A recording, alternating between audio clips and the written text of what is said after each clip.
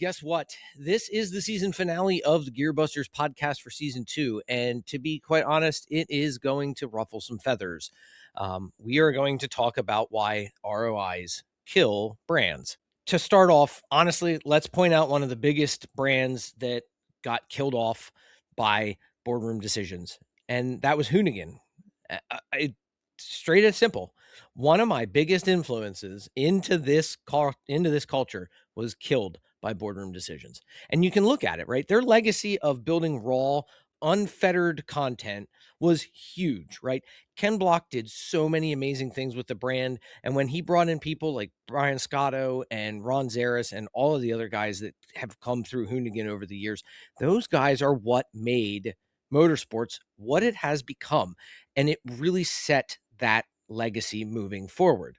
Unfortunately, boardroom stepped in and that was it. So we started seeing, as that kind of happened, you started to see more of the, stylized drama or the fake drama, interesting things that would happen, and just kind of a overall desensitizing nature of things, right? And unfortunately, that's just the nature of what happens when big media companies and big brands make content and their sponsors are the biggest supporters.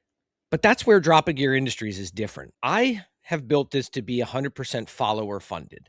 And the reason for that is because then there is no corporate decision, right? If brands want to come in and start working with us, similar to, Dubby Energy, Gate Drop, and even, big companies like Mishimoto that, we have a quote unquote sponsorship with, when these companies want to work with us, they're not dictating what we do. And that's what I love about Dubby and Gate Drop. These guys are not stifling what I make as a creator. They're not going to stop what you guys want to see us making. The beauty of it is that on top of it, then we provide you a discount code for their stuff, right? So now it's a win-win for everybody involved. They're helping us by, giving us a little bit of kickback for you guys purchasing the stuff that we use from them. And that's the whole idea behind being follower funded. You guys, my loyal audience, those who have subscribed to the Patreon or have purchased a t-shirt or any of that stuff, right? You are the guys who are funding everything that I do with this channel and everything that I can do moving forward, which is why I have a huge mission in front of us right now.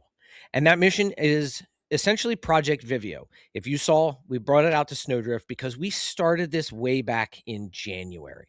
We came up with Project Vivio, putting a 658cc Subaru K car on stage rally roads. And I tell you guys, it's going to be fun. It's going to be a blast. This car is just stupid fun to drive. You've seen the videos, you've heard the sound of this thing. It screams and it sounds like a angry vacuum cleaner, to be honest. But we've already gotten the attention of some of the big names in the industry. I've had some great conversations with many different people in the industry. I've spoken to Ron Zaris, and even Josh Hall was on our podcast this year as well. And Josh actually invited us to Pastrana Land once we get this thing all said and built. And I tell you, I can't be more excited for the day that we get that thing down at Pastrana Land and put it through its paces. We also have the attention of Subaru Motorsports. Yeah, guys, Subaru Motorsports is paying attention to this build. They caught us at Snowdrift and they took pictures of us and they posted it on their channels. You can see right here. The other crazy thing is that even more recently, when we posted the crazy video of all of the loud noises and supercharger and exhaust notes, the "it's over 9,000" meme, they asked a very, very specific question about the Vivio. Is it a KK3 or a KK4? Which means that the guy sitting behind the desk running their social channel knows exactly what we're building. And they want to see what we're doing too. And maybe they're not allowed to do this kind of stuff at Subaru, but the guys who are on the channel and are watching the other socials, they're paying attention to us. So I'm super excited for stuff like that because seeing those guys on our channel commenting, interacting with us is exactly the kind of noise that I want to make in this industry. But I also want to make sure that we're not stepping on toes. And I just have to say that I have a lot of respect for these guys because these are the brands that I want to be right there in the trenches with, making content and also being on stage with them. You know, the guys at Subaru who, you know, Travis is a driver for Subaru Motorsports. I want to be on the same stages with these guys and I want to be on the same stages with Travis. And knowing that Josh has put out the invite to Pastrana Land is even more of an impressive thing because Josh understands it as well from a builder standpoint. So, guys, we have until May 1st. Yes, May 1st. It is early into April right now. We have less than a month now to get this project funded. And if you've noticed, the project is set to generate $8,000, which roughly 3,500 of that is just the fuel costs to take this car all the way down to California and back. And it's just the fuel cost that I'm going to spend because honestly, guys, I'm going to live out of my Suburban. I'm going to put an air mattress in the back. I just want to get there and get this car in front of some of these heavy hitters in the industry. We're going to get it down to Rally Ready in Texas and show it to Dave there and all of the guys at Rally Ready. KJ, I'm looking at you. I'm challenging the Lady of the Lake with my Vivio.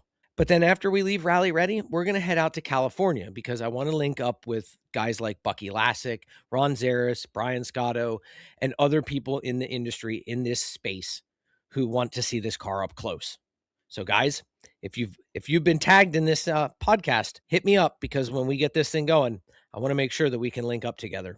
And then on the way back, I'm going to try and stop at 43 Institute because everything that the blocks are doing since the unfortunate loss of Ken is absolutely amazing to me. Ken was the biggest inspiration for me to get to where I'm at now, to build this brand to where I can be a part of the culture overall. And I think they would get a really good kick out of this tiny little thing.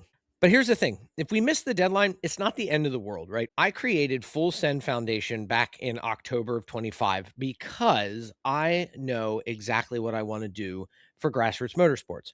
I see that we don't have enough support for some of our grassroots teams. These guys struggle to stay in the fight.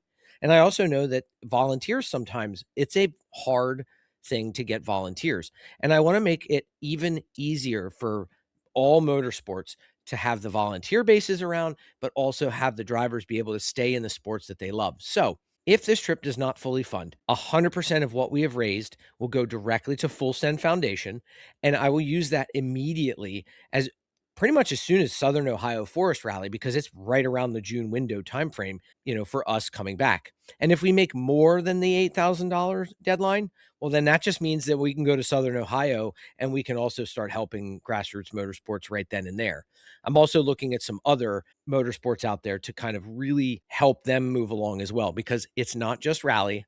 I understand. I have the sticker that says rally is greater than everything. Thanks, Ron. But at the end of the day, Full Send Foundation's goal is to support all motorsports as well as what I'm doing with Drop It Gear.